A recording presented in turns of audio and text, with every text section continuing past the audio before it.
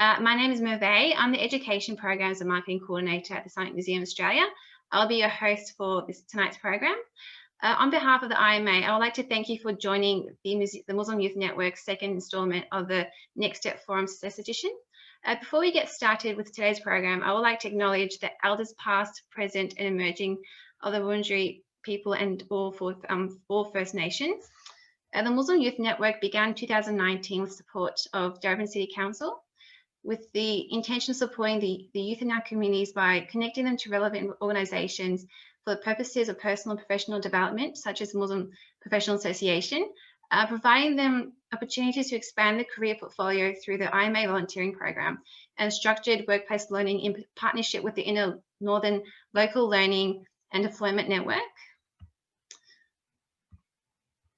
This forum today will be based on success with our talented speakers, MPA founder Nada Kalam, who's also an engineer, the director and founder Moustafa Fahour here from the IMA.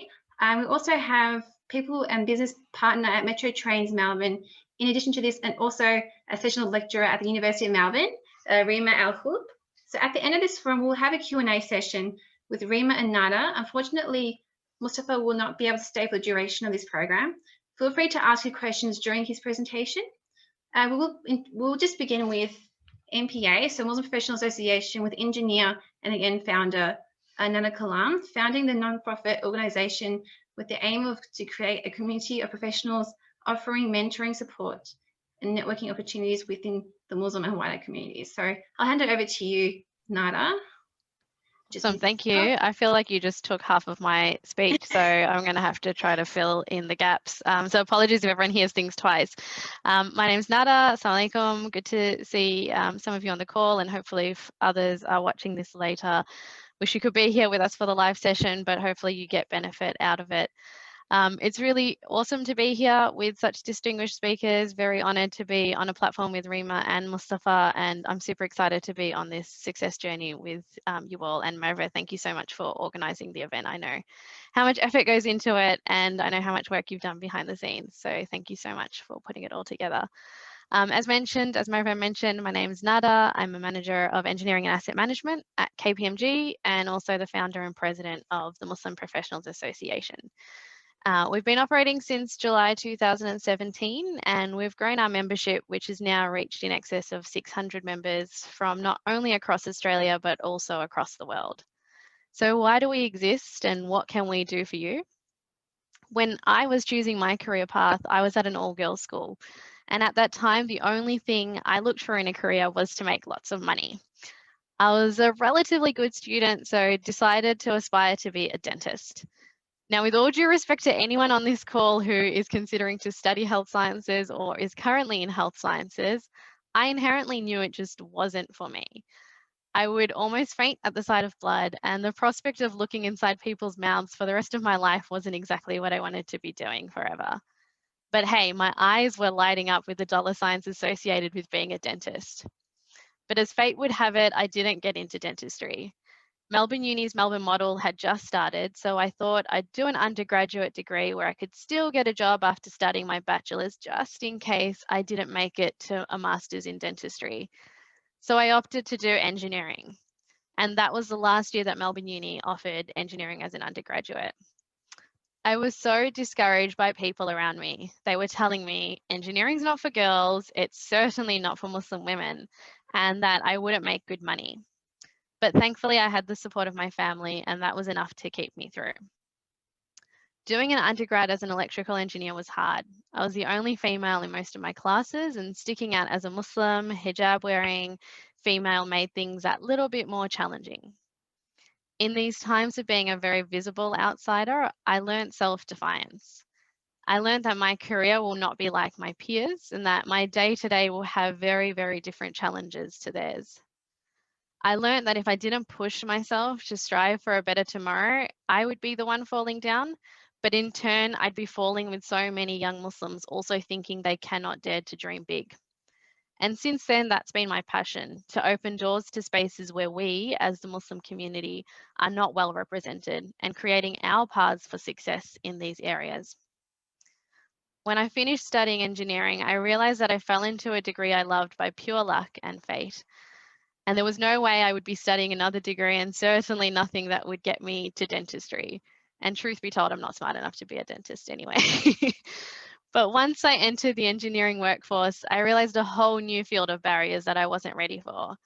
It was hard to try to navigate my way through, and when I'd look around me, there were numerous Muslims who had traveled the path before me, and with whom I with time discovered were the trailblazers that I needed to keep myself motivated. And that was the premise of MPA, to provide a network of professionals who will increase our ability to support each other, network with one another, and provide mentorship opportunities for emerging professionals. Through my time with MPA, I've seen the most incredible stories of individuals, and I just want to share a few of them with you all. We had a single mother who was out of work for years, caring for her children, who attended one of our careers workshops. She left our event in tears, saying that this was the first time she had the confidence to believe she was worthy, her words, of doing something with her career goals. We also had a young Muslim male who was so ashamed of his faith that he disassociated himself from the community. He tried to make a career of himself in his first years outside of university, but with a name like Muhammad, he was struggling to separate himself from his identity. He attended one of our networking events and made a really good group of friends. 2 years on, he is a regular at our events and has grown his business significantly through the support of the network of professionals he got to meet through some of our events. Another story I have is of a brother with an accounting background who had recently arrived in Australia on a refugee status. He was doing labour jobs like cleaning and security. However, he had a really strong passion for accounting. He joined our mentoring program in its first year and was paired with a local accounting professional. The professional took the initiative to help this brother get into the Chartered Accountant's course. Now, for those of you who know, that's a very expensive course and it's not very accessible. The mentor spent months working with the Chartered Accounting Institute to try to get a scholarship for this brother. Fast forward several months, the brother not only finished his CA course, but he was the top of his class and now works at HR Block as an accountant doing what he loves. And my last story, which is my favorite one, is about someone who went to a school from a low socioeconomic area. He failed year 12 and made his way to TAFE. When in TAFE, he found his passion was in automotives, and so he began to put his heart and soul in his education without even realizing he was putting his heart and soul in education. He ended up studying engineering and made his way into the corporate world. Though I was afforded the privilege of having a very linear career progression, his was more of a roller coaster. And today he is younger than me, but has a more senior role than I do, earns much more than I do, and is a far better engineer than I could ever dream to be. And what I put that to is he had the passion and he had a dream that he was so determined to see through. And just like that, and what this forum is about, there is nothing stopping us from having big dreams except ourselves and the people we surround ourselves with. I encourage you all to dream big. Diversify your thinking and make sure you have the passion to do more and do better. That will be your driving force for success. And I also, Mary, if it's all right, I'll do a quick activity, probably 2 minutes. Do I have 2 more minutes? Cool. Yep, you do. I can't, awesome, thank you. I can't see everyone, so I'm going to trust you all in this activity. And I'm going to ask you all to close your eyes for a bit. And I promise it's not long. So just bear with me, put aside whatever you're doing, just close your eyes for a couple of minutes. And I want you to take a deep breath and clear all the thoughts that are running through your head right now. The canvas in front of you should be blank.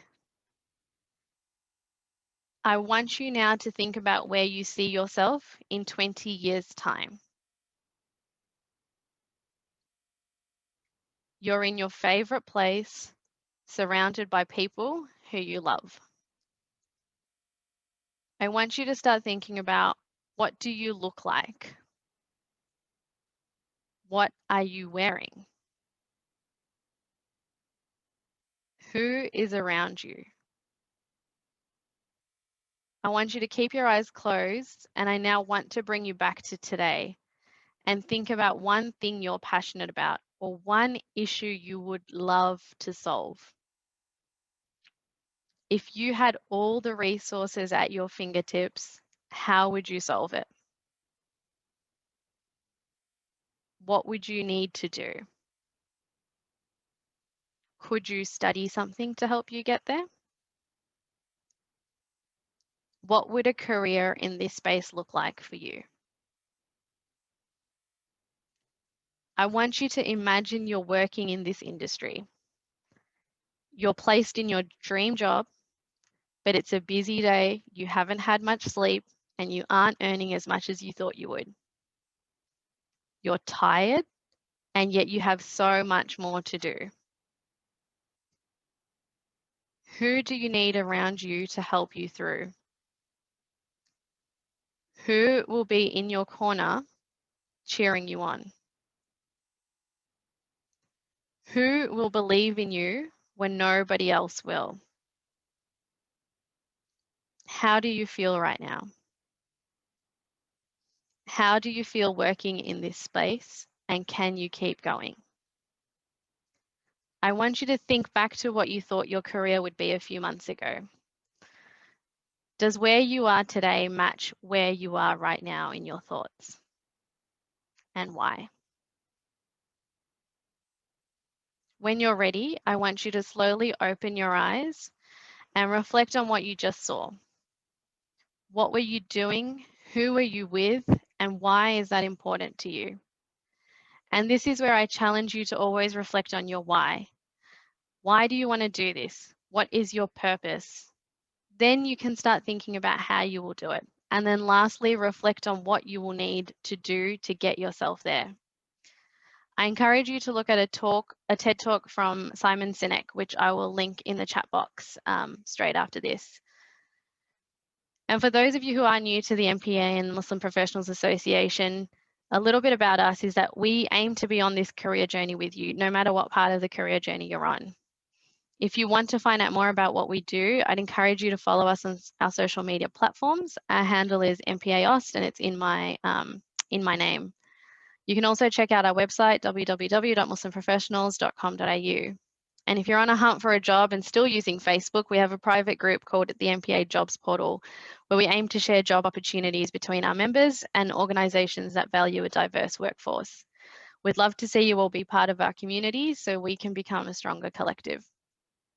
I want to thank you for your time in joining us today, and I hope you leave today's session filled with inspiration and determination to pursue your dreams, because you do deserve it. Thanks, Moustafa. Wow, thank you. That was amazing. Even just going through that activity and it was just sort of visualize where you see yourself in the future. That was amazing. Thank you so much for sharing those amazing stories. So we'll continue on to the next presenter, Moustafa Fahour OAM, on his talk, Tips for a Financially Secure Life. So before we go ahead, I'll just speak a bit about Moustafa. So he is a founder of the Islamic Museum Australia. He was formerly the CEO and Managing Director of one of the leading diversified international contractors in the Middle East, based in Dubai. He has over 15 years of experience in the banking industry, construction management, and has had senior roles with Macquarie Bank, National Australia Bank, UBS, and Citigroup. He was recognised as with the Medal of Order of Australia by the Australian government in 2015. He was selected as one of the world's most influential young Arabs under the age of 40 by Arabian Business and the Distinguished Alumni Award by La Trobe University in 2016. So I'll pass it over to you, Moustafa. Thank you, Merve. Assalamu alaikum, everyone. Even our distinguished speakers. It's actually such an honor. After hearing you speaking then, it's actually embarrassing to go second. You should have put me first, Merve. And then you've got Rima. So, firstly, I want to thank Allah subhanahu wa ta'ala for putting us here in this forum today, and also pay my respect to the traditional landowners. Wonderful initiative, and I thank Darebin Council, MPA, Preston Mosque, and all the sponsors that put this, because growing back, I'm probably showing my age now. I'm still under 40, but going back in my days, coming up, as a corporate, during my corporate career, I wish there was, such organizations that could help and really offer the sincere advice that you can get outside of your own community and family. Otherwise, we'd all be doctors and lawyers, I think. Bit of background. I'm not a financial planner or a financial advisor, nor am I licensed for that. But that said, my career started off as a stockbroker, and then I became a wealth manager, and then I led Macquarie Bank's key clients, which is the ultra high net worth across the country. So at one stage I was advising on over $20 billion of assets. That said, I had enough of investing and went and pursued my management career and became a GM. And then from a GM, I managed Leighton's global investments globally. And from there, I became a CFO of a company that employed over 40,000 people, and then became the CEO and managing director. My career path sort of went linear, then went sideways, and then went linear, not just straight. And, I'll probably share a bit about that because, touching on that topic for those looking, to achieve their goals and that are passionate. I was very career orientated. I started at Citigroup straight out of university. My mum chucked me in a year earlier. I was 17 years old. By 18, I was working, full time. I did a 3-year summer school, finished school. I was just hungry to work. Finished my degree with 4 majors and went straight to Citigroup. I was 19 years old. From there, I grew, and at the age of 21, I was a stockbroker. I had passions, I had desire, I wanted to make money, and I wanted to make change. Take that and fast forward another sort of 5 years, 6 years. And then you realize Allah's blessed you with education. He's blessed you with money. Markets were doing well. So you had the cars, you had the houses, you had all this. And then you start realizing, what is my purpose? What can I do to make things, and help other people? And it was funny because from there, that's where I left Macquarie, and I remember I made the decision overnight to start the Islamic Museum of Australia. And I realized to start such a center, you can't do it on a part-time basis. If you really believe and passionate about something, you need to give it your all. I don't know nothing about art. I don't know nothing about museums. I do know enough about corporate structures and how to put things together and getting good people. They say the secret to a CEO, a successful CEO, is not about the strategy he implements. It's actually about the people he brings with him, the people he employs. Because you get the right people, you get the right advice, they make the right decisions, and they make you look good. So alhamdulillah, the team that came together to put the IMA. But I remember at that time, the advice was, if you leave your corporate career, pursue voluntary work. It was completely voluntary. That gap can actually hurt you. I left at the high of my sort of banking career, where I was looking after Australia and New Zealand, for a job that's not for profit. And, obviously I had young kids and, still had to think about income and future. I'm not telling everyone just quit your jobs and work for, not-for-profit organizations. But if you're really passionate about something, you just do it. So I honestly, I didn't think twice. And I just went ahead and I said, if my corporate career is over, it's over. I don't care. I'm passionate. This will make change. September 11 happened. Bali bombings happened. I saw the rise of Islamophobia. I saw the rise of racism.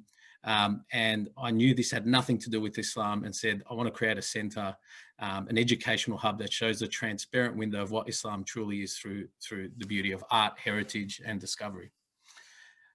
Funny that I had $10 million to raise though. So, buying land, building this building, etc. So I said to myself, okay, I'll start fundraising. Being in banking world, you sort of, know what it's like, but in not-for-profit, it's not that easy. There was, people they only see the successes after it's complete, but they don't see the tireless nights, the nights you probably cry yourself to sleep and think, what the hell have I got myself into? My language. By the way, Merve, good point. If you have any questions, please let me know, because I do have to leave early, but I will be listening in. So ask as we go along. I've got about another sort of 10 minutes, and I will share some tips. That said, within 2 years, the first offer, I traveled a lot around the world in my banking career, met a lot of people across London, UAE, Hong Kong, etc. And so I started fundraising. And from there, before I was building it, I got approached to say, hey, can you help us in the Middle East? It was late and we have an issue there. And I said, no problem, I'll help you out. You know, at the same time, I was in Qatar looking at partnerships with the Museum of Islamic Art. Did the small favor, helped them out. And they said, look, why don't you look at latent contractors? They build, you know, these buildings. Maybe they can do it as, you know, at cost because it's not for profit. I said, no problems. That would be great help. I'll help you. And, you know, there we go. Before I knew it, before we even started building, I had an offer to manage Leighton's global investments, at the same time allow me to continue to work and build and manage the IMA from Dubai. So I moved there in June, and we got a massive donation and sponsorship. And within, you know, 5-6 months, we'd raised enough money to build what we need to build. I went from GM of corporate advisory to, as I said, and then I just, you know, grew to EGM to CFO to CEO, all within 5 years. So for the ones that tell you your corporate career has ended when you follow your passion and dreams or volunteers, I'm not saying just quit your job, but it doesn't end. If you're passionate about something, follow it, because you'll make it work. Going back to financial tips and advice and budgeting, etc. Look, it's probably one of the most boringest topics, because all we want to do is spend money and you know, buy the things we want to buy. But really, it comes back down to your Islamic values. As I said, I'm not a licensed advisor, well, not anymore. And these are just personal tips. They're not advice. That's helped me get through time.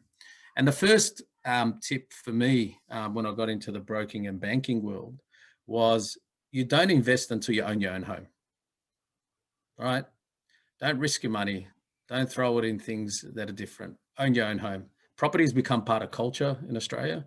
And if you look at the value of property and where it's gone over time, you know, if you go back 100 years or whatever it is, it's brick and mortar and it's solid and it's a foundation for you and your family. I don't like debt, nor does our, you know, our religion promote debt. And I advise, and I know, you know, there's advice that says gear up. So long as you've got assets, gear up. I believe debt is a trap. It's like a cobweb. Once you get stuck in it, it just keeps growing and growing. Work hard, get your job, pay your first home off. Once you've paid your first home off, then look at investment opportunities. But at least you've kept safe your family, your house, and you know that they're looked after if anything does go wrong along the way. My second tip is that if something sounds or looks too good to be true, normally it's too good to be true, right? So, you know, if someone says, I'm going to give you 30, 40, 50%, as you know, the bigger the return, the bigger the risk. And you can't guarantee such returns, because if you did, we'd all be doing it. Why do we need to work? So be very, very careful. The third advice is diversification. You probably hear this word a lot, you know, and what does it mean? It means, you know, spread your eggs. So, you know, if you have, let's say $10, you know, put $1 here, $2 here, $3 here. So if one goes down, at least the others go up, or if two goes down, two might go up.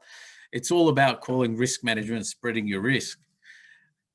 There's another philosophy on the other side of the coin, which is put all your eggs in one basket, but watch it carefully.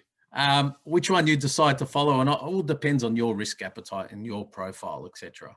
But I strongly recommend, for those that do want to invest and look at invest, get professional advice. It's a really complicated world out there with complicated instruments. You know, you hear about Bitcoin and digital currency and etc. You know, to give you an example, myself, I left broking probably about 13 years ago, or wealth and investments and funds management, and I haven't bought a share since.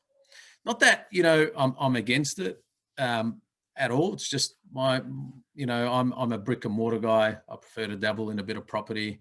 I'm very risk averse, etc. And it all depends where you are in the stage of your life as well. I'm going to keep it very, very basic and holistic. You know, I'm not here to recommend certain instruments or to do certain things. You know, that's not my job. But seek professional advice and professional help. You know, speak to a network of friends who can connect you with these people, or professional organizations. Because, like I said, the last thing you want to do is just risk everything you've got. But I go back and remind you of, you know, the Islamic values.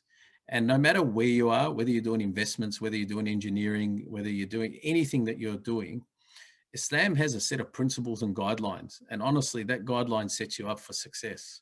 If we're kept away from debt, we're kept away from it for a certain reason. You know, in property, yes, where do you get $1 million now or $600,000 to just buy a house? There are Sharia compliant, you know, organizations out there that can help you with you know, mortgages that are Sharia compliant. And, you know, look into them, read them. Some do, some don't. Some have different compliance certificates. Look into them, ask them the relevant questions. But, you know, for those that are starting out, owning your own home is probably your best sort of investment. It's a primary resident. You get to live in it. And then, inshallah, when you sell it, at least it's tax-free as well, because you lived in it. And then once you've done that, then look at other sources and opportunities. You'll hear many different stories. When I was at UBS, I remember there was a statistic a psychologist did, and they said a good call is remembered for 28 days. So if I advised you on something and you did well, you'll remember it for, on average, 28 days. A bad call is remembered for about 28 years.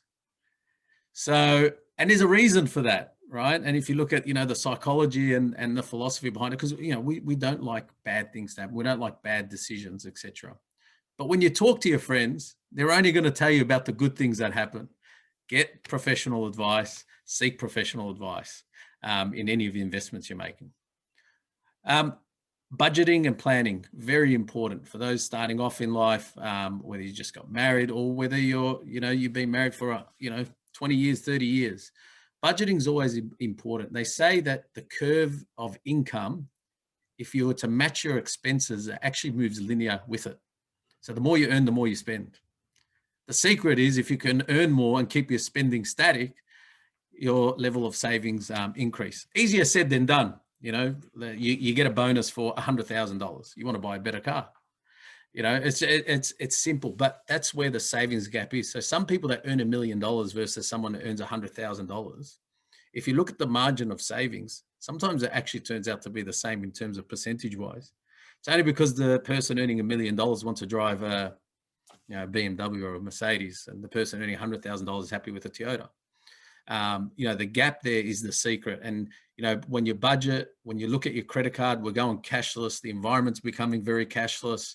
You don't know what you're spending sometimes. The swipe of the card or the mobile phone now has become so easy. At the end of the day, you come back, and if you actually sit down, and you should try it for 1 month, mark your spending versus your income. I'm telling you, you'll be shocked. I get shocked if I don't do it anymore because I get so shocked, but try it. And then you'll be surprised about looking at sort of the unnecessary spending. Or I wouldn't say unnecessary, but these are the things between a want and a need. And then that's when you can look at your savings. And then from those savings, maybe you can allocate some to make some investments, take some risks. Because if you have it there that you've saved and you've risked it and you lost it, you don't feel as bad versus taking a loan on your house and putting yourself in financial strife, putting stress on you and your family. So I'm quite conservative in that. They're my tips. Like I said, I'm not an advisor, but just from personal experience, if you have any questions, post them up, and I'm happy to answer as I go along. Otherwise, I'll hand it back to Merve. Thanks, Moustafa. That was really insightful. It makes me really glad that we're actually recording this. So I'll definitely use those tips for my future, inshallah. So I just have a Q&A here. So I think this is for all panelists here. So we have here, Salam, do the panelists have LinkedIn's or emails that we can use to reach out to them? Thank you. So would the panelists be interested in typing in their details in the chat box, the chat section of this webinar? I'm a bit old school. I don't have LinkedIn. I don't have Facebook. I don't. Or email? Yep. Email? Okay. The quickest way for me and the easiest way is if you email the admin at museum. They always hunt me down and find me somehow. It's very true. Okay, so just done. Okay. So thanks for that again, Moustafa. So we'll just continue on. So we have left the best to last with our amazing speaker, Rima El-Khub, on her presentation through the eyes of a recruiter. Rima is currently a people business partner in the projects division at Metro Trains. She has a master's in human resource management and a bachelor's in computer systems. Wow. Rima worked in various industries, including engineering, consulting, medical, finance, and education. She has particular interest in learning and development, diversity and inclusion across the various aspects of the people cycle. Rima is a sessional lecturer at the University of Melbourne teaching postgrad management subjects, which is absolutely amazing. I'll hand it over to you, Rima, and we'll get started. Thank you. Thank you firstly for this opportunity to speak to the Muslim Youth Network. I'm honored to be here amongst the guest Moustafa and also MPA and Merve. Thank you so much for this opportunity. Mine was a bit more structured, so I did put a PowerPoint presentation, and I'll take you through it because it reminds me of what I want to cover. So, yes, can you see the screen? No? Okay, one second. Can you see it now? Oh, wait, sorry. Can you see the screen? Yes, awesome, okay. So today, as the topic presents itself, I really wanted to keep it basic because I thought, I'm assuming that the people that have joined us are youth or new starters into the workforce or, in the early stages of their career. So I really went back to the basics, and hopefully I'll take you through some of the basics that I've learned over the years and I've experienced also, because like everyone else, we look for jobs and we go through the experiences that you go through and, the unsuccessful letters that we receive and all the emotions that go through it. So I'll take you through the tips that I've learned and the tips that I see when I'm reviewing resumes. So what we're going to cover is, as I said, the basics of resumes and candidate profiles, the do's and don'ts of resume and candidate profiles. LinkedIn and social media footprint, I want to touch on that because a lot of us have Snapchat and Facebook and Instagram, and sometimes that may influence recruiters because they Google search people when they're going through their selection. What to do when the recruiters call. I know it's not part of the resume, but I think it's a very important aspect, and I'll talk about it in the next few slides.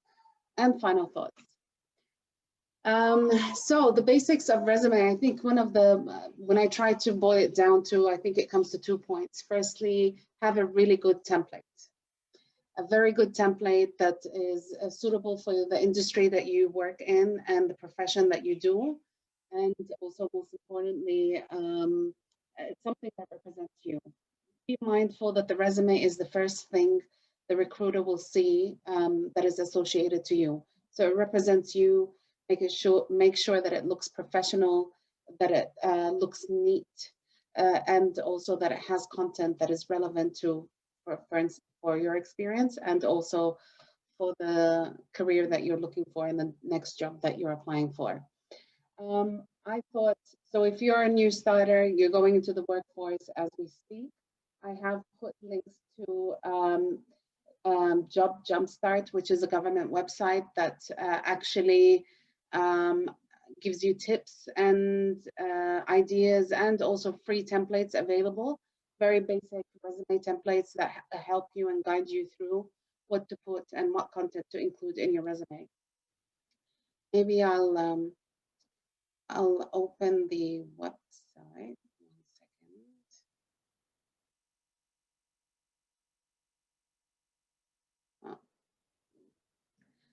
1 second. So let's show you here. Can you see this? Can you see the website? Yeah. So this is Jumpstart. So it's a government website. All the information there is accessible and free and available. They have templates, resume templates. I've looked at both and I prefer the second option, but I leave it up to you. Both of them are simple, straight, and they have tips on what to include in each section. You've also got, an example here of what could be included in the resume as well as a guide. So start with a really good template that captures the information that you need for your next career. If you've been in your career or job for the past 2 years and you really want to up it up in the next step and go into a more mid-level career, then I advise, I've bought a template. It's around $10 to $13 worth, but I think it's really worth it. Here's an example of a website. Actually, those are people that actually design those templates, and they put them on this website. They make them available for people to access and download at a reasonable price. And I think that's worth it. Again, the resume is the first thing that the recruiter sees, and you have around 5 to 10 seconds to impress them, to make them continue reading on into your resume. So it has to look clean, it has to look professional, it has to look simple, decluttered, and those templates really help just streamline your thoughts, streamline your ideas, and assist you in making your resume look attractive and easy to read for the recruiter.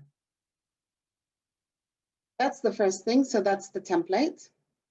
Now, if we go back to the screen, so we're back at the PowerPoint, correct?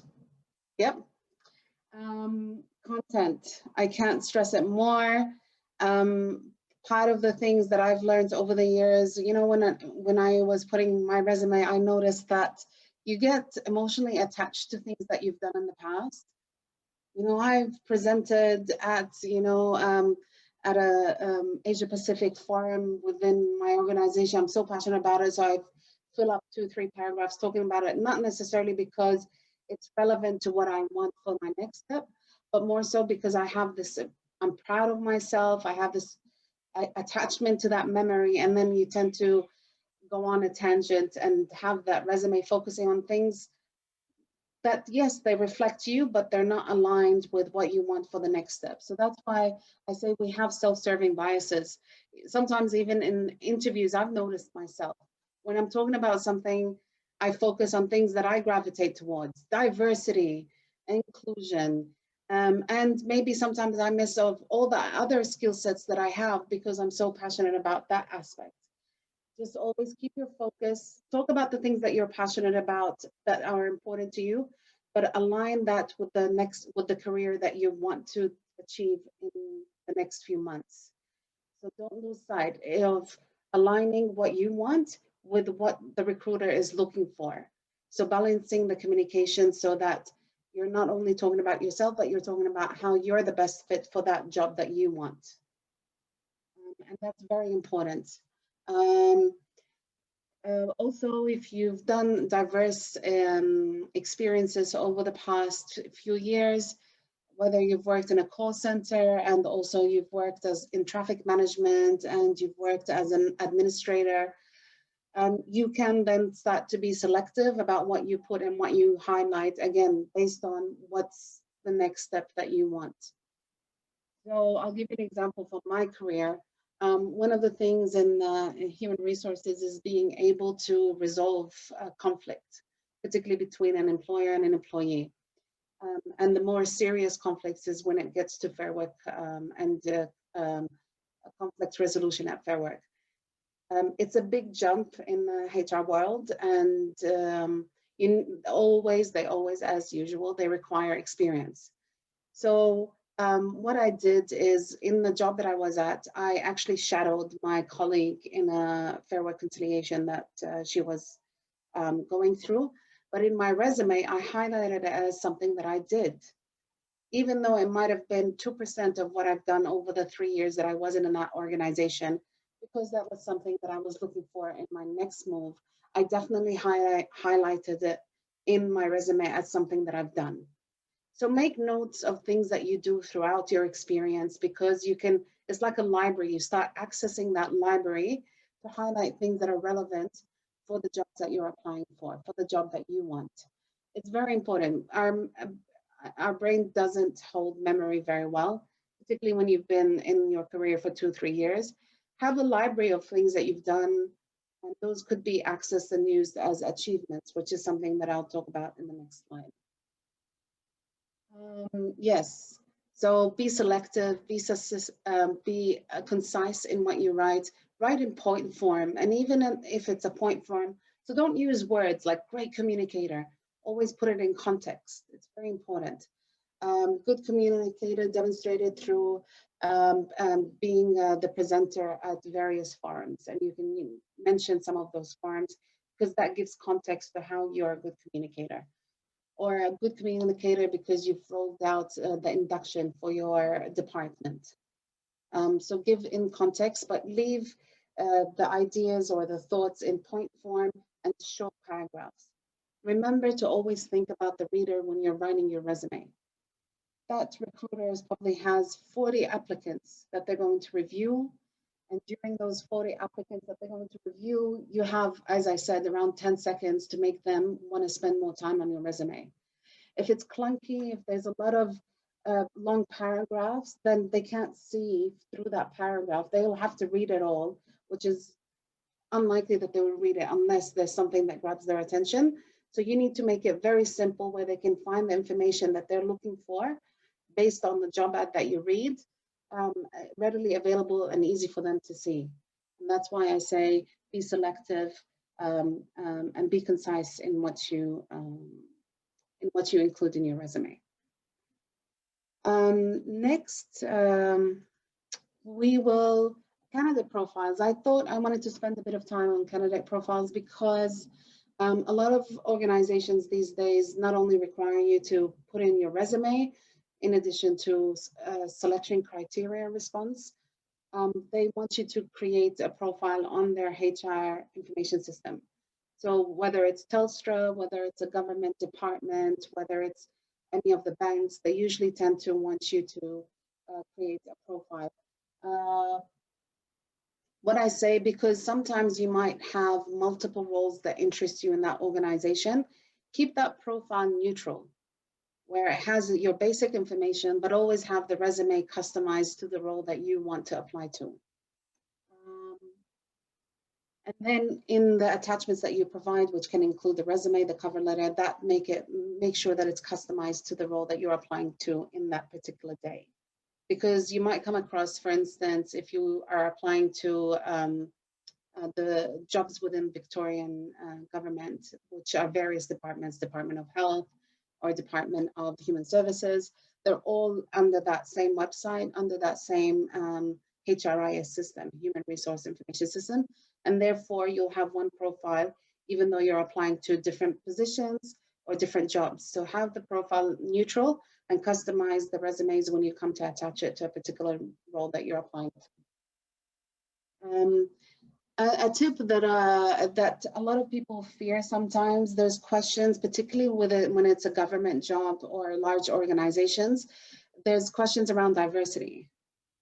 Whether it's is English your mother tongue or the language that you speak at home? Are you a refugee or an immigrant of immigrant background? Do you associate with some cultural backgrounds? There's some questions, there's about abilities and disabilities as well. I do encourage you to respond. We fear sometimes that those might create biases in the recruiter to not select us, but the reality of the matter is with companies like Metro Trains companies or government departments and agencies, they all have requirements set by the government to access government funding. They have to promote diversity within their recruitment and within the work environment.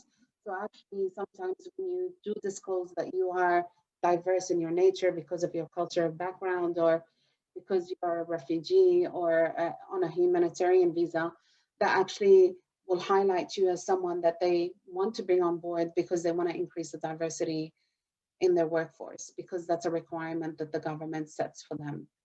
So don't fear putting it. Don't put it on your resume, but if you're asked as part of those candidate profiles, I do encourage you to put it to check those and answer them, and not fear that they're gonna be used to discriminate against you.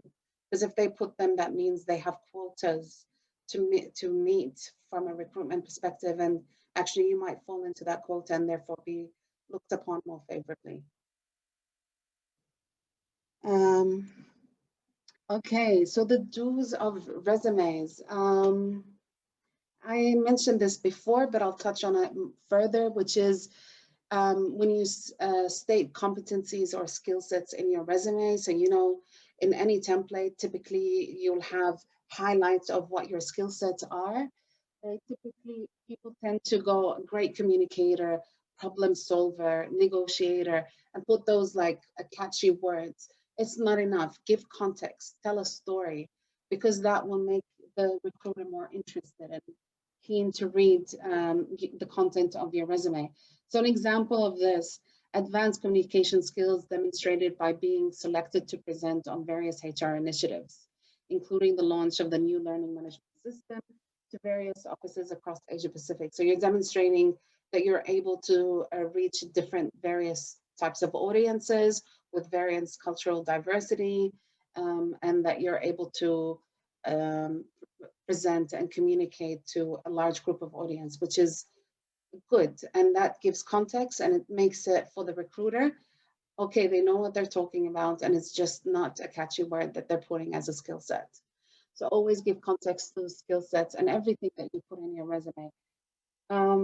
I think achievements as part of the experiences. So the work experience, typically people put, you know, the job title, the duration that they've been in the role, and the responsibilities. I say, if needed be, reduce a bit of the responsibilities and add 1 or 2 achievements. And remember the things, you know, highlights of your work that I told you to write down or make notes of, whether it's in a Word document. I have an email in my work email that is always in draft form, but I put things that happen throughout the day, which either make me proud of myself of how I've contributed to a positive work environment, or meeting targets, or things that I'm passionate about, as I said, diversity. And access those, go over them and see which ones have had big impact that you can include. And I use an example, the achievements, they are using particular skills. So for instance, ability to solve problems. There's an example here. Responded to over 85 customer calls daily. That's, let's say, hypothetically in a call center, and solved 90% of the customer's concerns, exceeding our resolution KPI. So we have to resolve 85% of our customers. That's the baseline. And you have constantly exceeded it by 5%. That shows that you're a high performer. And that is an achievement because you went above and beyond what the company's expectations are. Very simple, but it's in context, and it gives context to what you've achieved. And achievements could be very powerful to, again, highlight you and distinguish you from other applicants. So think thoroughly about achievements. As I said, create a library, make notes of them as you're working. They could be achievements through school or through university, projects you worked on and you excelled in, or you solved the problem, or you addressed something within your assignments. Do mention them as part of starting your career. It just shows a bit of depth and a bit of context to who you are and what added value you can bring to the job. Keep it simple. I can't mention it more, again, because we, when we're talking about self and we do want to be confident about ourselves, we tend to be, sometimes carried away. Be focused in what you write, keep it simple. As I said, the recruiter has multiple resumes in front of them. How can yours attract their attention within that first 5 seconds? You have to put the most important elements of how you fit that role that you really want in the first half of that page. And it typically should be within the responsibilities, within the achievements, or the highlights of skill sets that you have in the context that you've already described. People tend to write long paragraphs, and the recruiter is scanning through that resume. So they're looking at words basically that they've put in the job ad that matches what you're saying. So when you're writing long paragraphs, it's hard for them to ascertain the information that they're looking for. So one of the things when you're writing your resume, think from the reader's perspective as well, because that will help you filter the information that you put on your resume. Moving on, so some of the don'ts. A lot of the templates that you will see online, because they're catered for in the US market, they'll have a profile picture to put on them. In Australia, it's not a requirement. So don't put your photo, it's not necessary. Don't include personal information like your date of birth, place of birth, your age, how many children you have. They're nice to know, but basically what I want you to do, particularly because we're a minority community, and we fear that we might be judged. Remove any elements that are not really required for the role. And the law protects you in that way. You're not required to disclose your age because that has nothing to do with your ability to perform the role or not. So you don't have to include that. You don't have to include what your religion is or what languages do you speak. Anything that might create a biases in the recruiter's eyes that is not necessary for the role, don't include it. Minimize those information that people can draw conclusions to that might, unfortunately, in some people's eyes, work against us. And fortunately, the law protects, so you don't have to disclose it. Therefore, you don't need to. So avoid doing that because it's not required, and it actually makes you stand out. So when the typical Australian resume doesn't have a photo, doesn't have a date of birth, place of birth, and you've putting that information, it's going to make you stand out. And then they're going to wonder, oh, do they have Australian experience? Maybe they came recently from overseas, and they unfortunately start gravitating away from that particular candidate. And we want to try and minimize that by eliminating any unnecessary information that's not required, and the law protects you to not disclose it in the first place, which is really good. Even address for security purposes, there has been HRIS systems, so where you upload your candidate profiles. They have been hacked in the past. WorkSafe's system has been hacked.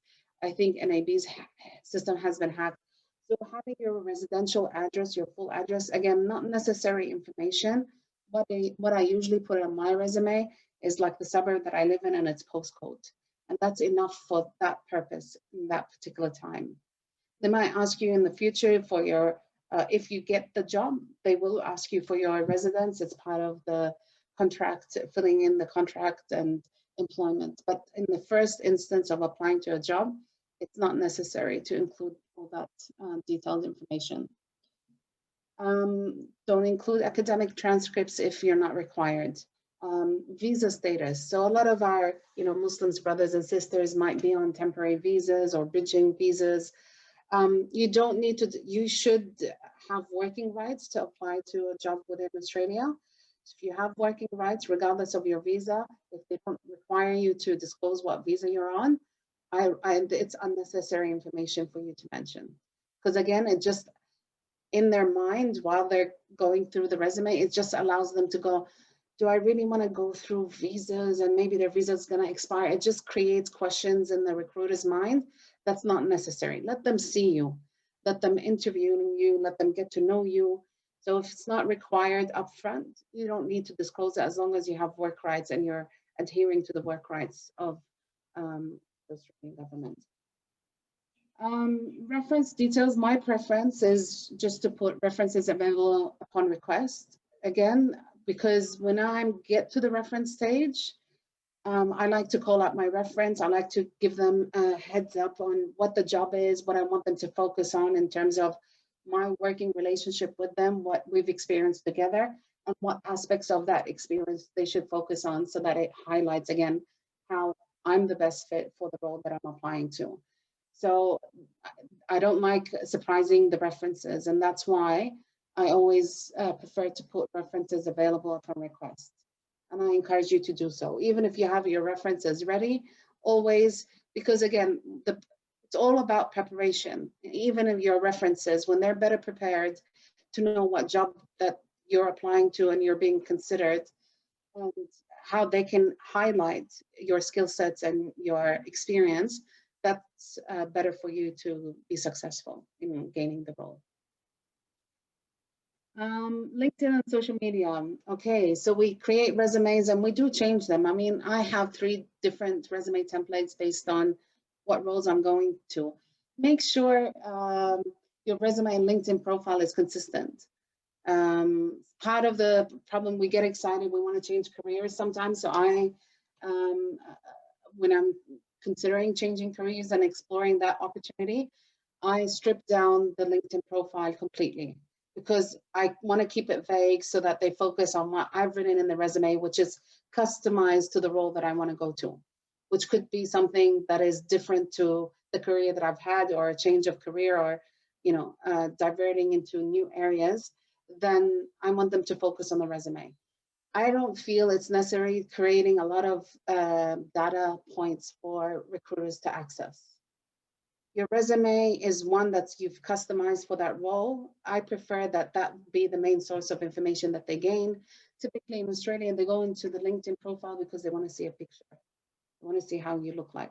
It's not relevant for the job, but human curiosity. They also want to see the level of engagement on LinkedIn, whether there's recommendations and stuff. But it's not a decider of whether you progress or get shortlisted. And if you're venturing into different careers and you're not sure where you land, don't create a LinkedIn profile that might limit you. Stick to resumes that are customized to the careers or the different jobs that you're applying to, and make the recruiter hone in their vision into what's in front of them, rather than accessing several data points of yours online. Yes, I typically just Google my name in Google just to see what comes up. I think it's good practice. You'll be surprised sometimes when you comment on different threads online, whether it's forums or blogs, that might come up in their search. So just be mindful that your internet footprint, or social media footprint, doesn't hinder your ability to access roles. Have Facebook, have all the various social media that you want. I mean, that's freedom of choice, but make sure they're private. There's no need for anyone to know everything about you up front just by typing your name in Google search. So keep an audit of what information is available about you out there. At least then you can make a decision whether you want that information to be there or not. And you're in control of the information that, again, recruiters have access to. Yes, and I do advise, again, there's no need if a recruiter, when I recruited for a job, I've never looked up Facebook or any of that. It's not, I don't feel it's necessary.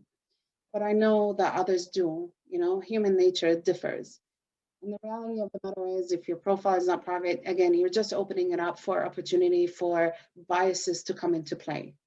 And what I'm trying to give you advice on is control the information that the recruiter has, so that they're making their judgment based on the information that you want them to have, rather than everything else that's available to them about you. Yes.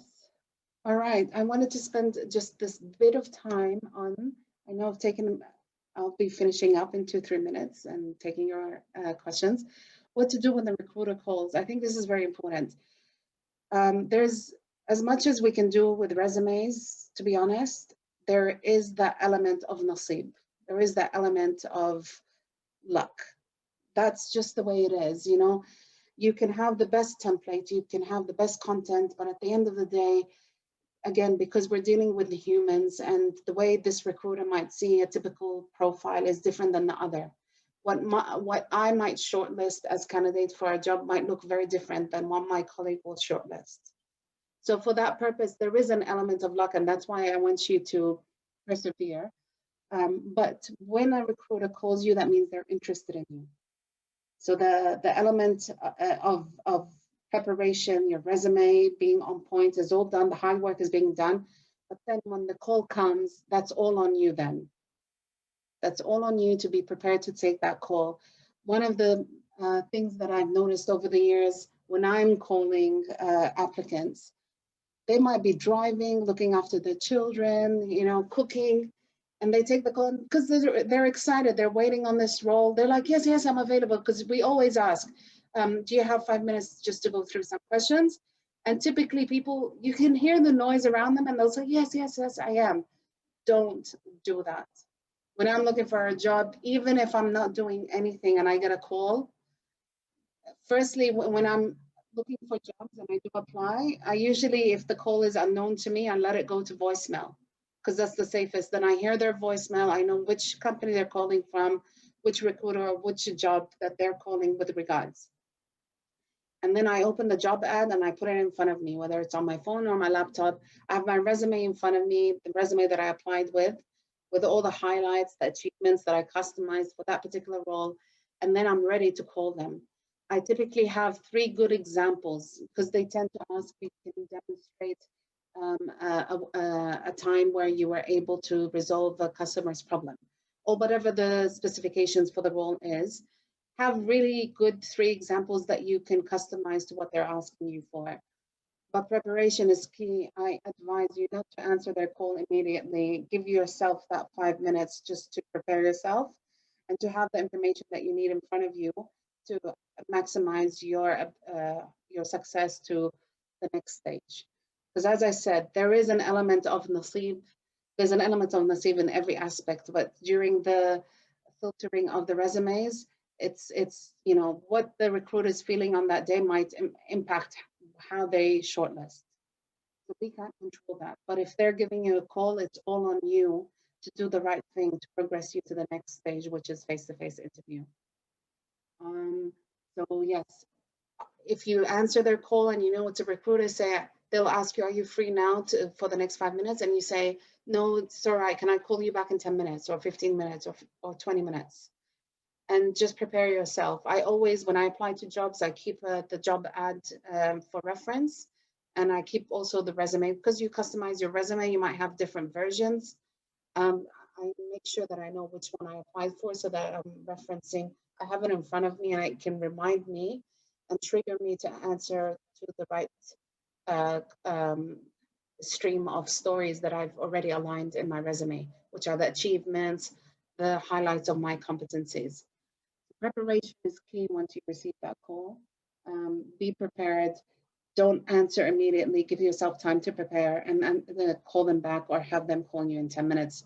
That's one of the biggest advice that I've noticed over the years when recruiters are shortlisting. Final thoughts. As I said, nasib plays into every aspect of our lives, including finding a job. Don't let it discourage you. We've all been through. I was made redundant in September 2019, and I went to see my family in Jordan. And I came back in February, just in the nick of, you know, Corona starting, and the labor market basically was dead. So I did my lecturing, but my lecturing is not my primary income, and it was I was underemployed. I thought typically it takes me 2 to 3 months to find a job. It took me more than like 6 months to 9 months till September when I joined Metro. But perseverance, don't let the unsuccessful letters, you know, they're hard sometimes to receive, and sometimes you have high hopes to get that job and then you receive the unsuccessful letter and you feel down. It's okay. It's okay to go through those emotions. But perseverance is key. You gotta persevere and you gotta find your way. I know for a fact, again, because I know the statistics and I know the biases that people go through, you know, having a name like Muhammad or Rima El-Khub, such a like a very interesting surname. It's not Sheila, it's not the John Smith. We know for a fact, you know, sometimes they might feel a bit nervous when they call you because they don't know how to pronounce your name, right? So, and sometimes, you know, just again, unfortunately, biases play into everything that we do. And I know for a fact that I have to work that just a bit harder to gain interviews than John Smith, just by the mere statistics that I see. But that doesn't let me down. If anything, I just fight harder. And, you know, I believe that Allah will give us the nasib that we have and that we're bound for, and therefore you just need to persevere. So that's the final thought that I would like to keep you with. Luck is what happens when preparation meets opportunity. So keep prepared, keep focused, and then you're bound to get an opportunity where you can express yourself or get the career that you want, and hopefully be happy and content, inshallah. I think that's it from my end. Thank you so much, Rima. That was an amazing presentation about resume writing and how to answer those really important call, which I know I was super nervous when I got that call. It was just, and I did what you said, actually. I did hang up the phone and ask them to call back later, which has worked out wonderfully. So we'll just wrap up the session with a Q&A. So did anyone have any questions they had in the, just with Nada's presentation, with Rima's presentation? I see that Mustafa's back online. He might be able just to type something in. Did anyone have any questions before we wrap it up for tonight? I see a question in the chat. Oh, okay. Question for Rima. I'll just read it out. Should people be following up on their job application after they submitted their CVs? And if so, what's the best way to do it? Okay, so typically you would know if the recruiters want to be contacted, because in the job ad, they'll have their contact details if they want to be contacted. Again, if you're applying to public roles, typically as part of the requirement, they need to have contact details. Okay. Yes, I encourage you, if contact details are available, I encourage you to call. What I tend to do, again, because of our beautiful, unique names, so I mention my name a few times in that call. When I start, I say, hello, my name is Rima, I apply to this, and then I have 2 questions prepared, and good questions to show that you actually, wow, like I didn't even think about that. Usually I ask questions about how did this vacancy come about? Is it a backfill or is it a new vacancy? What's the size of the team? Or very specific to what the job ad has written. And then I make commentary and say, that's excellent. In my previous experience, I have done X, Y, Z that complements what they've said about the answering the question that I said. And then towards the end of the phone call, if you do actually get to them and they're talking, I always remind, just again, my name is Rima and I did apply and I look forward to hearing back from you. So I say my name a few times.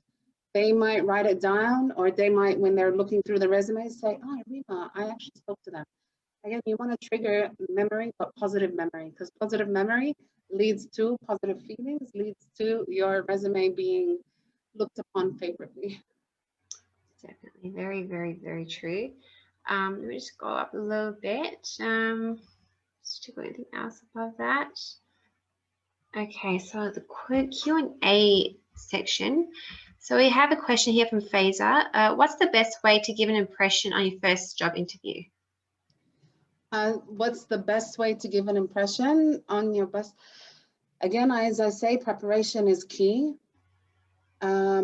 Before you go in, typically, once you've gone through the shortlisting, which is a phone call and going through a certain number of questions, and you progress to that interview, they will most likely ask you behavioral questions. I advise you look them up.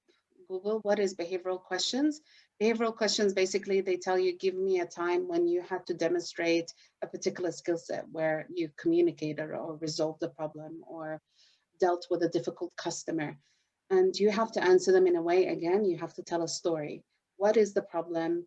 How did you address it? And then what was the conclusion?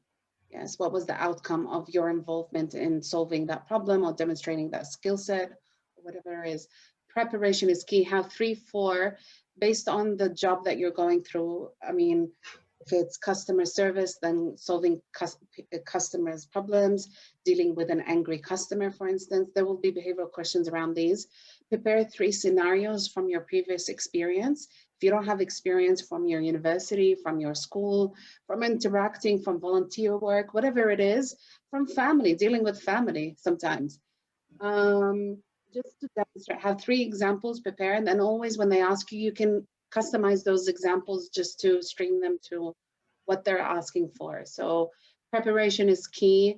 I tend to, again, women, we tend to doubt ourselves much more than men. So I do another TED talk, go and stand in front of the mirror, put my hands on my waist and go, yes, who runs the world type of thing, just to boost that, you know, confidence levels in myself. You need to be confident, and you need to know, as I said, you know, that Fair Work example that I gave, I didn't have exposure, but I basically, you know, in the slides, I say, highlight your experience. In other words, a little bit exaggerate. It's okay, so long as you can back it up. I've read so much about Fair Work conciliation. I was reading court cases. I knew exactly, probably at the same level of those that have been doing it for 3 or 4 years. I just needed that opportunity. So I did highlight / exaggerate in my resume that I've been exposed to Fair Work. And when I sat in that interview and they asked me, I said, yes, I have been involved. So I didn't like say, I've led it, I've, you know, so I've created it, I've innovated it. No, I've been involved, because involved, you know, once you're in that rhythm of interview and you're answering questions confidently, they're not going to focus. They're not going to say, what do you mean by involved? Fill that gap for them. I've been involved, I've advised, I've given advice, and, you know, I'm very confident. Focus on the future. I'm very confident on managing the Fair Work conciliation for this organization. So it's kind of like, it gives them a very well, good, structured and confident response to something. Maybe other people might feel not as comfortable, but do your homework, be prepared, and back yourself up. I think it's very important. Definitely very important. Okay, thank you, Faiza. Just go to the next one. So from Salem, what about if you do not have the experience required, but you believe that the job suits you? Good question. Good question. It's the $1 million question. Unfortunately, I mean, I've worked and I've lived in various countries. Here in Australia, I think because it's a tight labor market, we don't have, like in Europe, they have access. Sorry, my computer has gone into hibernating. 1 second. No worries. Okay.